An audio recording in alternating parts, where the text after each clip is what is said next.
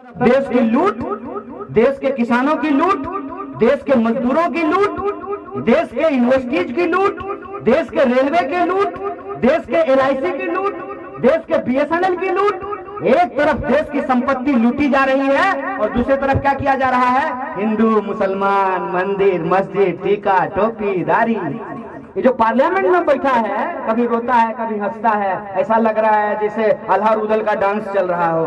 तरफ उस देश के 135 करोड़ लोग हैं, उनकी आजादी का सवाल है। दूसरी तरफ ये लुटेरे और बेईमान इस देश को कब्जा कर लेना चाहते हैं। देश बचाने वालों और देश बेचने वालों के बीच में है लड़ाई, किसानों और बेईमानों के बीच है, हेलीकॉप्टर और ट्रैक्टर के बीच में है।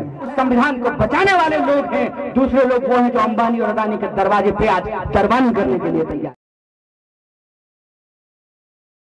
हम आपके टैक्स के पैसे से इस बात को पढ़ लिख करके समझ गए कि ये आदमी देश का चौकीदार नहीं है, ये अंबानी का दरबान है। इस बात को हम समझ गए कि ये जब भी कहता है देश नहीं झुकने दूंगा, हम समझ जाते हैं कि देश को बेचने का नया तैयारी शुरू कर दिया है। एक बात हमको सोच करके बताइए, कहते हैं कि किसानों की भलाई के लिए कानून लाए हैं। आए बाप, कैसा भलाई है कि किसान कह रहा है नहीं बाबूजी हमको ही भलाई नहीं चाहिए, माए बाप अपना भलाई अपने पास रख लीजिए। आई जबरदस्ती कर रहे हम आपका भलाई करवे करेंगे। थोड़ा मामला समझ लीजिए कि क्या है। कहते हैं कि विपक्ष का नेता लोग भड़का दिया किसान को। भारी बुर्बक आदमी है जी। विपक्ष का नेता अगर जनता को भड़का सकता तो बोलिए आपका वोट लेकर के प्रधानमंत्री नहीं बन जाते हैं। विपक्ष के नेता का बात कौन सुनता है? बात तो लोग मोदी जी का सुनता है। कभी मन का करते हैं, कभी दिल का करते हैं, कभी आसमान का, कभी पताल का। देश का प्रधानमंत्री को सुनता है। चापलूसी करते करते कोई पत्रकार इतना दूर निकल जाता है कि देश का सबसे लोकप्रिय नेता नहीं बोलता है, विश्व का सबसे लोकप्रिय नेता बोलता है। अरे ठीक है, विश्व के सबसे लोकप्रिय नेता जब इस देश के प्रधानमंत्री हो तो वो अगर एक बात आकर के बोलेंगे और नहीं बोलेंगे तो रो देंगे, जनता तुरंत उनकी बात को समझ जाएगी। एक सवाल जो वो बोल रहे हैं बार बार कि किसान नहीं समझ रहे हैं, तो आप समझा दीजिए। आप अपने कृषि मंत्री को नहीं समझा पा रहे हैं और कह रहे हैं कि देश के किसान नहीं समझ रहे हैं। जब कोई भाजपाई आपको पान के दुकान पर मिले और आपको कहे कि कृषि कानून बहुत अच्छा है, तो कहिए हाँ अफसोस इस बात का है कि आपका कृषि मंत्री नहीं समझ पाई थी। याद है कि नहीं है? कृषि मंत्री इस्तीफा दे चुकी है। जब ये कृषि कानून आया तो इसके विरोध में वो NDA की कृषि मंत्री थी, कांग्रेस की कृषि मंत्री नहीं थी, वो इस्तीफा देती है। याद है कि नहीं है? शॉर्ट टर्म मेमोरी लॉस नहीं हुआ है ना, तो याद कर लीजिए। हम लोग देश के किसानों को नहीं भड़का रहे हैं सिपाही जी, दरोगा जी आप भी सुन लीजिए। देश के कृषि मंत्री ने कृषि कानून के विरोध में इस्तीफा दे दिया। बोलिए क्यों? क्या उनको भी समझ में नहीं आया? कानून जब लिख रहे थे तो कृषि मंत्री को कान में भुट्टी ठीक से नहीं पिलाए थे, क्यों इस्तीफा दे दिए? दूसरा बात जो बहुत जरूरी है, ये कहते हैं कि ये कानून हम इसलिए ला रहे हैं ताकि किसानों की भलाई हो, उनकी आमदनी दुगुनी हो। तो उस संबंध में एक बात आपको बता देता हूं। बिहार में 2006 में मंडी समाप्त कर दिया गया। क्या बोल करके कि मंडी समाप्त कर देंगे तो किसानों का भलाई हो जाए। आप लोग किसान हैं ना? 2006 में मंडी समाप्त हो गया, आपका भलाई हुआ। इसका मतलब यह जो सरकार कह रही है कि मंडी समाप्त कर देने से किसानों की भलाई हो जाएगी, तो आपको लगता है कि भलाई होगी? तो फिर कानून लाया क्यों गया है, ये तो समझना पड़ेगा ना। आखिर आनन फानन में ये 3 कृषि कानून इस देश में क्यों लाए गए हैं, इसका कुछ कारण हम लोगों को समझना पड़ेगा। पहला बात तो ये, जो दुकान के बाहर बड़का बड़का बोर्ड लगा होता है सेल सेल सेल, तो बुतरू लेकर के जो बच्चा लेकर के जो माँ बाप जाते हैं बाजार, तो सेल लिखा हुआ दुकान में सबसे पहले घुस जाते हैं। तो वहां देखिएगा लिखा रहेगा 50% free, up to 50%। Up to 50% का मतलब क्या होता है? 50% तक। अब बड़का बड़का जो है ऐड आता है अखबार में कि 30,000 में ही मोटरसाइकिल मिलेगा, हर एक माल 10 रुपया, 30,000 में मोटरसाइकिल मिलेगा। और स्टार लगा करके अखबार के कोना में तनी तनी को अक्षर में एकदम माखी मुंडी जैसा लिखा रहता है, शर्तें लागू। कभी आप सोचे हैं कि ये 3 कानून एक साथ क्यों लाया गया है? अरे किसानों की भलाई करनी थी तो एक वो कानून ला करके एकदम भरपेट भलाई कर देते किसान का। ये 3 कानून साथ में क्यों लाया गया है? असल खेल यहीं पे है। पहला कानून में ये कह रहे हैं कि मंडी समाप्त कर देंगे। दूसरा कानून में कह रहे हैं कि किसानों के खेत को ठेका पे दे देंगे। और तीसरा कानून में ये कह रहे हैं कि अब एसेंशियल कमोडिटी मतलब आवश्यक वस्तुओं की भी काला बाजारी जायज होगी। समझे? आप समझ लीजिए खेला। पहला में कह रहे हैं कि मंडी समाप्त हो जाएगी, मतलब एमएसपी की गारंटी करना सरकार की जिम्मेवारी नहीं है। प्रधानमंत्री जी आए, बाहर समेट करके पार्लियामेंट में बोले एमएसपी था, है और रहेगा। हे गुरुदेव लिख दीजिए एक लाइन कानून में, क्या दिक्कत है? एक लाइन कानून में लिख देने में क्या दिक्कत है? प्रधानमंत्री जी के शब्दों में कि एमएसपी था, है और रहेगा, क्यों नहीं लिख रहे हैं? यहीं पे खेल है। खेल ये है कि मिनिमम सपोर्ट प्राइस है, ये मिनिमम सेलिंग प्राइस नहीं है। जूता के दुकान में जब आप जाते हैं तो आप जूता का दाम तय करते हैं कि दुकानदार तय करता है? बोले कौन तय करता है? दुकानदार। किसान अपने फसल का दाम तय कर सकता है? क्यों? टमाटर आप अपने खेत से तोड़ लीजिएगा। हम फैशनेबल के सामने हैं गुरु, हम किस खेती किसानी देखे हैं। टमाटर आप अपने खेत से तोड़ लीजिएगा, बाजार लेकर के जाइएगा, बाजार में जो आपको कीमत मिलेगा उसी कीमत पे आप बेच करके लाइएगा। आपके पास कोई उपाय है? टमाटर को कितना दिन आप घर में रख सकते हैं? टमाटर जो है काला धन तो नहीं है कि उसको गद्दा के नीचे रख देंगे 4-5 साल के लिए, नहीं रख सकते हैं ना। तो टमाटर का दाम हम नहीं तय करेंगे। टमाटर का दाम कौन तय करेगा? खरीदने वाला तय करेगा। इसीलिए सरकार ने एक कानून बनाया था जिसके बारे में पूर्व कृषि मंत्री आपको बता रहे थे कि मिनिमम सपोर्ट प्राइस तय किया गया कि जिसको खरीदना है खरीदे, कोई दिक्कत नहीं है, लेकिन मिनिमम सपोर्ट प्राइस से कम पे खरीद नहीं होगी। इसका क्या मतलब होता है? इसका यह मतलब होता है कि बीएसएनएल अगर रहेगा ना तो जियो जबरदस्ती धनाधन नहीं कर पाएगा। समझ लीजिए, अगर सरकारी स्कूल रहेगा तो जबरदस्ती प्राइवेट स्कूल आपके कॉलर को पकड़ करके आपके बेटा से टाई का दाम नहीं वसूल पाएगा। अगर सरकारी रेलवे रहेगा तो जबरदस्ती बस वाला आपके साथ रंगबाजी नहीं कर पाएगा। इस बात को समझिए कि सरकारी चीज का होना क्यों जरूरी होता है। सरकारी चीज का होना इसलिए जरूरी होता है कि सरकारी चीज के दाम के अनुपात में ही प्राइवेट वालों को अपना दाम रखना पड़ता है। अरे जिसके पास पैसा है वो तो किसी प्राइवेट अस्पताल में जाकर इलाज करा सकता है। जिसके पास पैसा है वो तो किसी प्राइवेट स्कूल में जाकर के अपने बच्चों को पढ़ा सकता है। और जिसके पास पैसा है वो अपने घर पे ही चाहे तो जियो का टावर लगवा सकता है। हो सकता है कि नहीं हो सकता है? स्विमिंग पूल अगर हमको पैसा होगा तो हम घर में स्विमिंग पूल बनवा लेंगे। लेकिन आप अगर नदी बेच दीजिएगा और कल को अगर हम भैंस धोने के लिए जाएंगे तो सिपाही जो वहां डंडा लेके खड़ा हो जाएंगे, पहले टैक्स दो तब भैंस धोने देंगे। इस बात को आप समझिए कि पूरा मामला क्या है।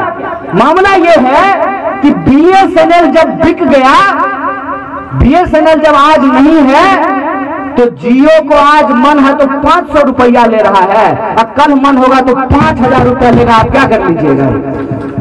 इस बात को आप समझिए कि एमएसपी यदि समाप्त हो जाएगी तो कल को अगर वो आपसे 5 रुपये किलो ले लेगा धान, तो आप क्या कर लीजिएगा? तो किसानों को उनके फसल की सुरक्षा के लिए एमएसपी की व्यवस्था की गई, और वो भी एमएसपी ऐसा नहीं है कि हर चीज पे एमएसपी मिलता है। केला पे तो एमएसपी मिलता है क्या? टमाटर पे एमएसपी मिलता है क्या? गोभी पे एमएसपी मिलता है क्या? सरसों पे एमएसपी मिलता है क्या? मात्र 27 फसलों के ऊपर एमएसपी मिलता है, और उसकी भी खरीद का अगर आप हिसाब किताब देखिएगा तो मध्य प्रदेश में इस बार 1,30,00,000 मीट्रिक टन गेहूं की खरीद हुई है। बताइए बिहार में कितना हुआ है, अंदाजा लगाइए। पत्रकार लोग बताइए, ज्ञानी लोग हैं आप लोग, बताइए कितना हुआ है? 5,000 मीट्रिक टन। कितना? 5,000 का है। हमारा गेहूं गोबर है क्या? हमारे गेहूं से आटा नहीं बनेगा? हमारे गेहूं से रोटी नहीं फूलेगा? हमारे गेहूं से बिस्कुट नहीं तैयार होगा? क्यों ऐसा हुआ है? ऐसा इसलिए हुआ है कि हमारे राज्य में एमएसपी की कोई गारंटी नहीं है। इसीलिए पंजाब, हरियाणा और वेस्टर्न यूपी के किसान कह रहे हैं कि आप हमको भी बिहार के किसानों जैसा बना देना चाहते हैं। यह बात तो सच है। इस देश के अंदर सबसे ज्यादा दुर्दशा अगर कहीं के किसानों की है तो वो बिहार के किसानों की है। अपना गेहूं काट लेते हैं तब पंजाब का धान काटने के लिए जाते हैं, या पंजाब का धान काट लेते हैं तब अपना धान काटने के लिए आते हैं। यही सच्चाई है ना। और जो दूसरा कानून है, ये तो पहला एमएसपी वाली बात हो गई, और कोई झंझट नहीं है। प्रधानमंत्री अगर कहते हैं कि एमएसपी था, है और रहेगा, तो एक लाइन लगेगा, ज्यादा इंक भी खर्च नहीं होगा। एक लाइन लिखने में कितना देर लगेगा? एक लाइन लिख दें कि एमएसपी से कम पे किसी भी फसल की खरीद नहीं होगी। अगर खरीद होगी तो यह आपराधिक होगा, और जो लोग ये काम करेंगे उनके ऊपर मुकदमा किया जाएगा, उसको जेल में डाला जाएगा। इसको लिखने में कोई दिक्कत है क्या? सरकार क्यों नहीं लिख रही है? सरकार अगर लिखेगी ना तो मार जूता जूता इनका मुंह फुला देगा। कौन कौन कौन मुंह फुलाएगा? और ये जो दिन रात भजन होता है मोदी मोदी, ये भजन बंद हो जाएगा। क्या उस चैनल का मालिक कौन है? उस चैनल का मालिक कौन है? तो सरकार जिसकी करती है दरबानी, उसी का है चैनल, और जिसका है चैनल वही आज आने वाले समय में क्या खरीदना चाहता है? आपका खेत, आपका फसल, आपकी किसानी, आपकी खेती, और आपको क्या बनाना चाहता है? आपके ही खेत पर गुलाम। और ये बात मैं क्यों कह रहा हूं? इतवार को कानून पास हुआ है क्या सर? इतवार को कानून पास हुआ है, और जिस दिन कानून पास हुआ है उससे 2 दिन के बाद रिलायंस रिटेल में 50,000 करोड़ का अपना शेयर बेचा है। कितना? क्या को सुनना हुआ? 50,000 करोड़ पे क्या को सुनना हुआ? गिनती कर लीजिएगा। 50,000 करोड़ का शेयर बिका है। किसका? रिलायंस रिटेल का। पूर्णिया में को रिलायंस रिटेल का दुकान देखे हैं? एगो एडवांस जिला है तब आप। 2 गो लोग कितना है यहाँ पे? 3 गो। और कितना शेयर बिका है? 50,000 करोड़। और कितना फल का दुकानदार है? फल का क्या गो रेडी लगता है पूर्णिया में? गिने हैं? है गिनती? क्या गो आलू का दुकान है गिनती? क्या जगह गेहूं मिलता है? गल्ला का दुकान है गिनती? तो आप गरीब से गरीब होते जा रहे हैं, और चोरवा अमीर से अमीर होते जा रहा है, और ये हमको समझ में नहीं आए। इसीलिए शाम को टीवी पे बैठ करके एगो टोपी पहन लेगा, एगो तिलक लगा लेगा, मार तलवार निकालेगा टीवी पे, नकली बॉक्सिंग करेगा वहां पे। एक तरफ देश की लूट, देश के किसानों की लूट, देश के मजदूरों की लूट, देश के यूनिवर्सिटीज की लूट, देश के रेलवे की लूट, देश के LIC की लूट, देश के BSNL की लूट। एक तरफ देश की संपत्ति लूटी जा रही है, और दूसरी तरफ क्या किया जा रहा है? हिंदू मुसलमान, मंदिर मस्जिद, टीका टोपी दाढ़ी। बताइए, इस देश के लोगों को यह समझना पड़ेगा कि हम गंभीर संकट से गुजर रहे हैं। और संकट सिर्फ ये नहीं है, ये तो सस्ता फोटोकॉपी है। ये जो पार्लियामेंट में बैठा है, कभी रोता है कभी हंसता है, ऐसा लग रहा है जैसे अल्लाह उदल का डांस चल रहा हो। ये तो सस्ता फोटोकॉपी है। असल चुनौती इस देश के सामने ये है कि एक तरफ अमेरिका चाहता है इस देश के बाजार को कब्जा कर लेना, दूसरी तरफ चाइना चाहता है इस देश के बाजार को कब्जा कर लेना। आप बताइए, 135 करोड़ का यह देश, जहां महात्मा गांधी, फणीश्वरनाथ रेणु, नक्षत्र मालाकार, कर्पूरी ठाकुर जैसे लोग पैदा हुए, यह महान धरती, ये भारत भूमि जो अपनी आजादी को सेलिब्रेट करता है। एक तरफ उस देश के 135 करोड़ लोग हैं, उनकी आजादी का सवाल है, दूसरी तरफ ये लुटेरे और बेईमान इस देश को कब्जा कर लेना चाहते हैं।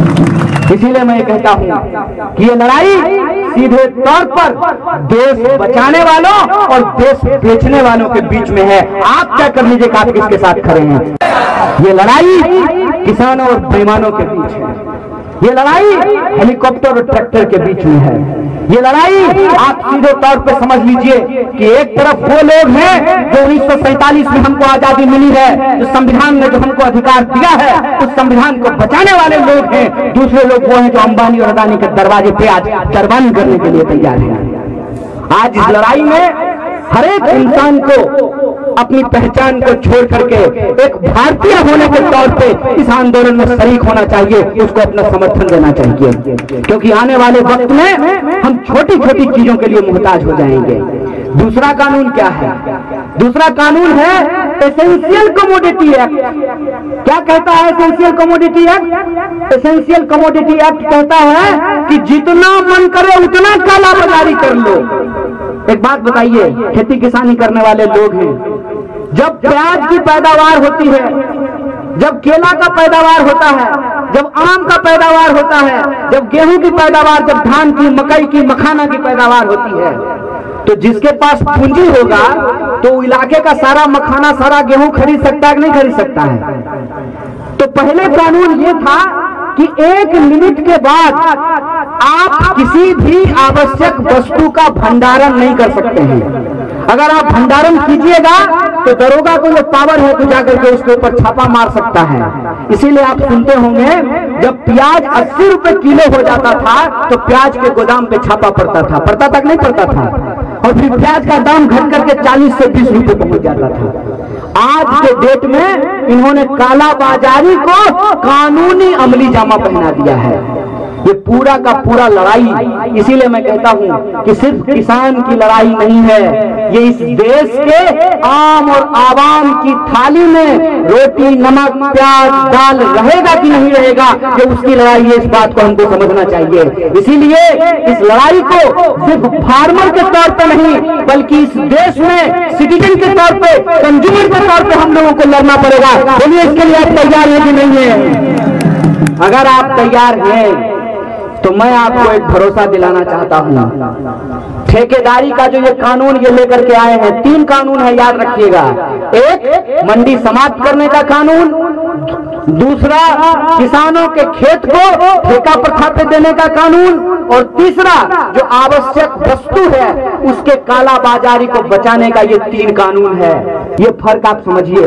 यह जो ठेकेदारी का कानून है, जिस कंपनी के साथ आप करार कीजिएगा, मान लीजिए आप खस की खेती शुरू करते हैं, आप पिपरमेंट की खेती शुरू करते हैं, आप स्ट्रॉबेरी की खेती शुरू करते हैं, तो वो कंपनी ये बता करके कि आपका प्रोडक्ट जो है वो हमारे स्टैंडर्ड के हिसाब से नहीं है, आपका प्रोडक्ट हमारे स्टैंडर्ड के हिसाब से नहीं है और आपका सामान नहीं लेगा, तो आप बोलिए आप किसके पास बेचने के लिए जाएंगे? तो मजबूरी में कम दाम पे आपको उसी कंपनी को अपना सामान आपको बेचना पड़ेगा। उस नील की खेती के खिलाफ, उस ठेकेदारी के खिलाफ गांधी जी ने अलग जगाया था, और उस आंदोलन का नतीजा देखिए कि 47 आते आते अंग्रेजों को भारत छोड़ करके जाना पड़ा।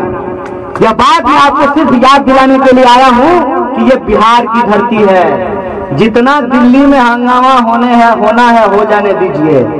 जब तक आंदोलन की अलग पूर्णिया और पटना से नहीं होगी तब तक मोदी का कुछ होने वाला नहीं है। इसीलिए मैं आपसे कहता हूं कि अगर इस लुटेरी सरकार को आप बदलना चाहते हैं तो आंदोलन की आगाज उत्तर प्रदेश से, पूर्वी इलाकों से और बिहार की धरती से हमको करना पड़ेगा। तभी हम इस सरकार को उखाड़ करके फेंक सकते हैं। किसानों और मजदूरों के हक और अधिकार के लिए जय जवान जय किसान और जय संविधान के संकल्प को पूरा करने के लिए इस लड़ाई को हम आगे बढ़ा सकते हैं। बोलिए, इस लड़ाई में, इस संकल्प में आप लोग एकजुट होने के लिए तैयार हैं कि नहीं है? पक्का है ना? मैं आपको यह बात कहना चाहता हूं कि सरकार का गरुड़ जितना भी क्यों न हो, तो जनता सड़क पर उतरती है तो गरुड़ भी टूट करके गिरता है। इस सरकार का गरुड़ भी तोड़ेंगे और बिहार में, देश में किसानों और जवानों के संकल्प के साथ जय जवान जय किसान और जय संविधान के नारे के साथ इस लड़ाई को आगे बढ़ाएंगे। इन्हीं शब्दों के साथ आप तमाम आयोजकों का और आप तमाम लोगों का शुक्रिया अदा करते हुए, धन्यवाद कहते अपनी बात को खत्म करूंगा। शुक्रिया। इनकलाब जिंदाबाद।